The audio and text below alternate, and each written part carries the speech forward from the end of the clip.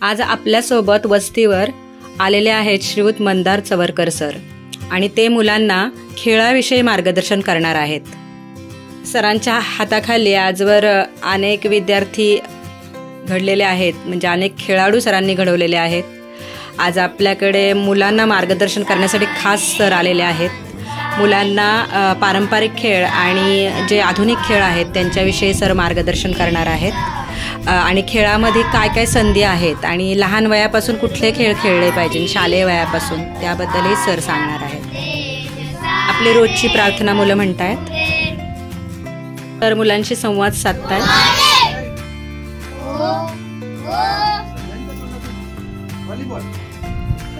मुलांना मार्गदर्शन तर करतच आहेत, पण प्रात्यक्षिकही करून दाखवत आहेत आणि काही गोष्टी आहेत की ज्या आपण म्हणतो की महत्त्वाचे नियम आहेत ते सर सांगत आहेत।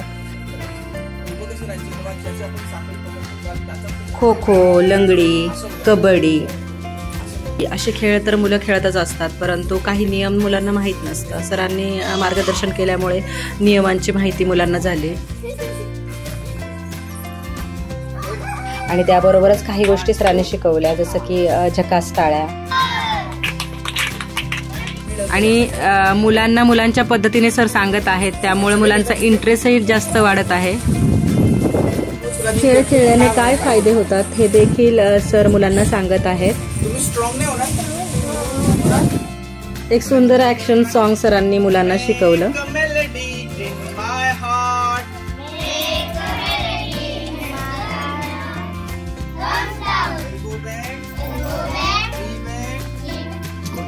मुलांच्या प्रश्नांना सर उत्तर देत आहेत आणि मुलं आणि सर असा सुंदर संवाद चालू आहे। अतिशय लक्ष देऊन मुलं सरांचं सेशन ऐकत आहेत आणि सहभागी होत आहेत त्याच्यात।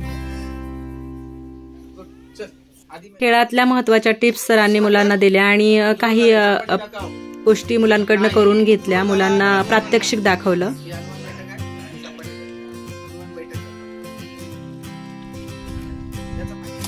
नवीन गोष्टी सरांनी मुलांना शिकवल्या।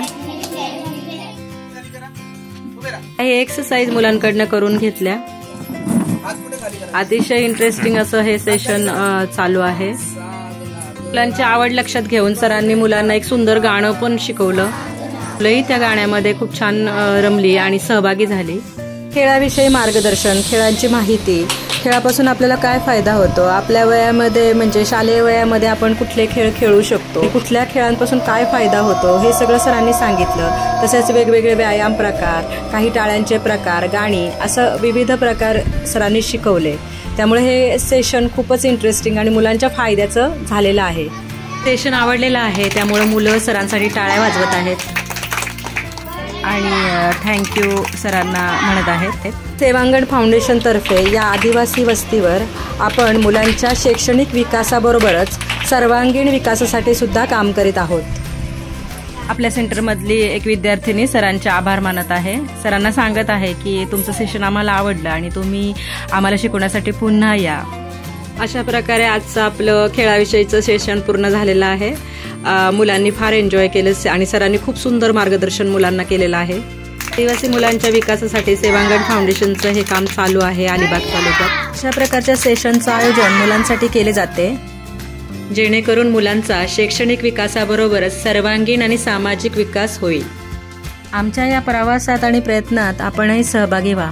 धन्यवाद।